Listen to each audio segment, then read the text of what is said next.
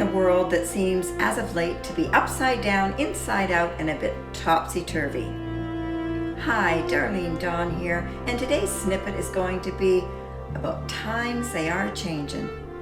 Some say these changes are for the better. I am not sure I agree with this. However, everyone has the right to their own opinion, unless that has changed too. The very thing that was created to make our lives easier has hurt us in many ways, and that is technology. Now, don't get me wrong, I personally love technology, but I see some of the disadvantages and the problems that have resulted because of it.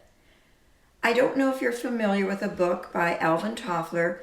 I think some people are, and if you aren't, you certainly should try and read it. It's a book called Future Shock, where he predicted a lot of the things that are happening today, how technology would be more of a detriment than making our lives actually easier. Many of the predictions he made in that book have come to fruition. I highly recommend you give it a read, or another if you've read it before. I read it again because I really noticed these things coming true and I wanted to verify it, so I reread it. I do not know what the future holds, but many of the movies and shows that I've watched in the past that seem so far-fetched and are actually happening today. Technology, although a wonderful invention, can be used against us in so many ways. Like anything else, things that are used to enhance our lives can also be used to hurt us as well. I also love AI. Now, used in the right way, it can be an asset. Used in the wrong way, not so much. As an asset, it can open doors for content creators and businesses, but at the same time, how do we distinguish fake from real? There is a whole lot to consider regarding this, but that's not my topic for today. My topic is just about changes that are going on in the world right now, and just that. And I'm not even going to hit on all of them because there's so many things that are changing in the world right now, as we all know. If I were to go into everything in great detail, it would make this podcast very long and very boring. I could guarantee you that. But I just wanted to bring to your attention that there are changes, what to do about it, and how to reflect upon it, and consider how you want to forge your own path in life. Now, remember comedy? You don't see it the way we used to see it because there's so many words that can no longer be used anymore. Poking fun is no longer allowed. It's now taken personally.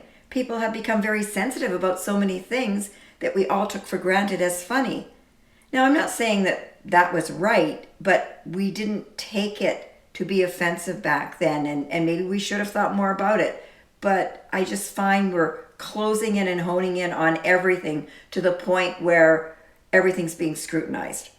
Freedom of speech now seems to come at a cost, whether it be to your job, your dignity, or your popularity.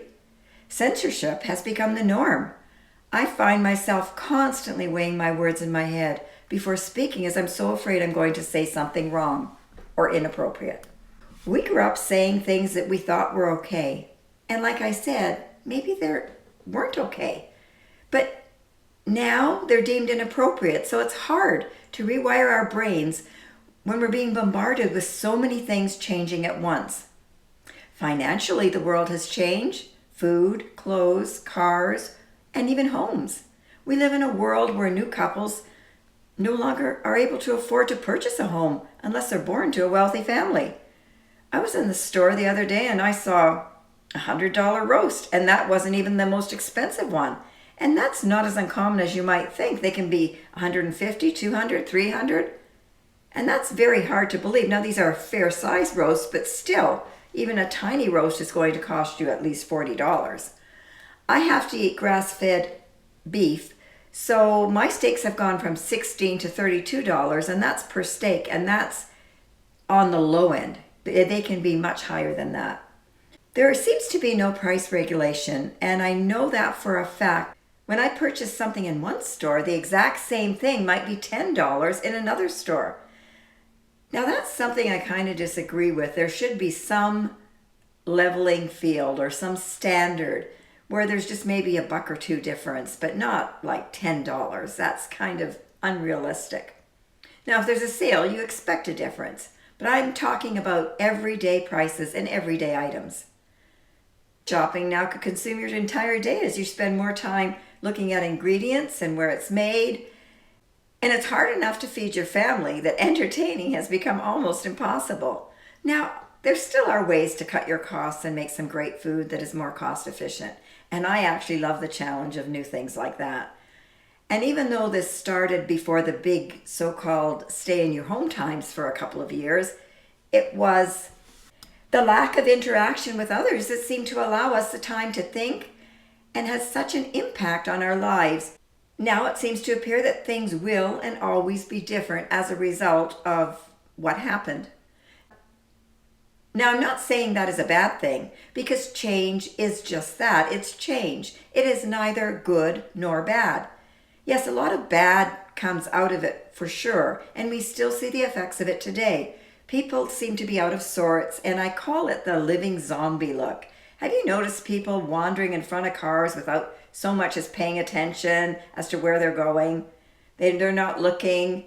And my husband and I often will say, oh, here we go, more living zombies. And it's like people have lost their sense of purpose and they're not paying attention. And it kind of scares you when you think about it, like what's happened to society. However, if you look really close, there is always good to be found when you find bad. Appreciation of what we had, for one, and knowing that we are resilient and can find a new norm. It is just different. Gradual change definitely is much easier to handle, but lately the whole world has had so much upheaval all at once, making it hard to keep up.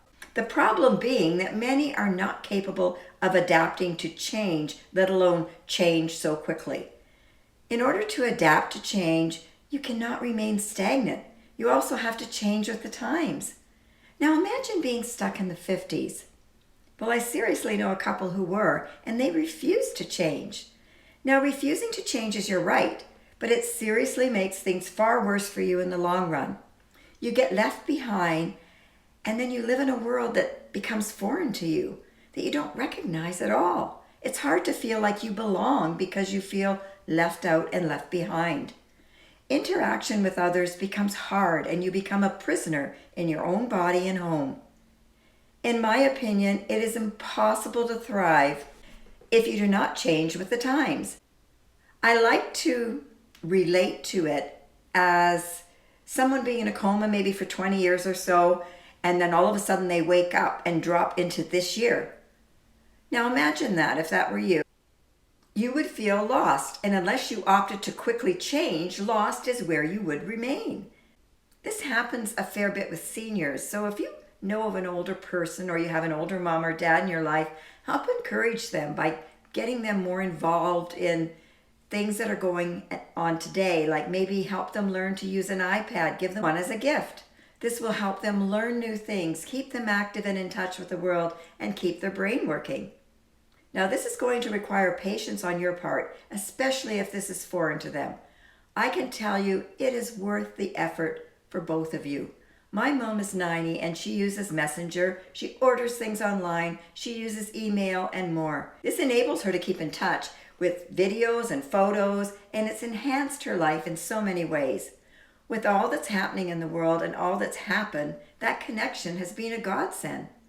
Now imagine living alone during the shut-in times. No one there to help you. I live 8 hours from her. She's told me that she doesn't know how she would have coped without that iPad. She could order her groceries, she could message me, she could get photos and videos and play her card games online. She could read and she could watch movies while sitting outdoors on her balcony. I sincerely believe it's kept her young at heart. I see others her age that just sit like they are waiting for the Grim Reaper to just take them to their eternal resting place. They seem to see no point in why they are here. They have given up on life and just eat and sit and go through what little motions they have to just to exist. They become reclusive. That makes me so sad to see when there is not an existing condition causing this, but they just don't seem to want to engage with others or want to step out of their comfort zone, and they don't want to learn new things. Life is only boring if you choose to make it so, and of course it can be very stressful. However, stress helps you grow and can also make you stronger if you work through it. Now, it can hurt your health if you let things fester. There's good stress and there's bad stress. That's why it's so important to find ways to de-stress to enable you to cope. That is where my last podcast came into play about forest bathing. That's one great way to de-stress. Now, there are many other things too, but taking care of you should always be your priority. Like they say on planes, you need to put your own mask on first before you can ever help anyone else. I know when I'm stressing because I find myself fighting with Alexa. Seriously, arguing with her, arguing with a bot. So when I know I'm doing that, I know that I need some me time. If only the neighbors could hear me fighting with a machine. When I hear myself doing that, I put myself in a timeout and I go outside, I sit and try to figure out what the real issue is. We know the real issue is not the machine. The weather changes have been so dire: tornadoes, wildfires, earthquakes, tsunamis, ice storms, and it goes on and on. Well, I was preparing notes to do on this topic, and before I recorded this, we had a horrific ice storm here where at least 400,000 homes had no power for days. And apparently in some of the harder to reach areas, they are still without power. Now, this has been a very long time because they can't seem to get to them. I had an aha moment when I was reminded of what I said in the last podcast. I put negative energy into the universe, and she sure did respond. If you follow me, I said if I were a tree, I would never come back. It is said what you put out there, you get. It is like you're asking for it. We lost 3 big trees in that bad weather that weekend. Of course, the weather did it, but I did put it out there. That negative energy, I put it into the universe. I should have said how great it was that despite the horrific weather, our lovely trees always managed to rebirth. Not what I did said, that if I were a tree, I'd never come back. See the difference?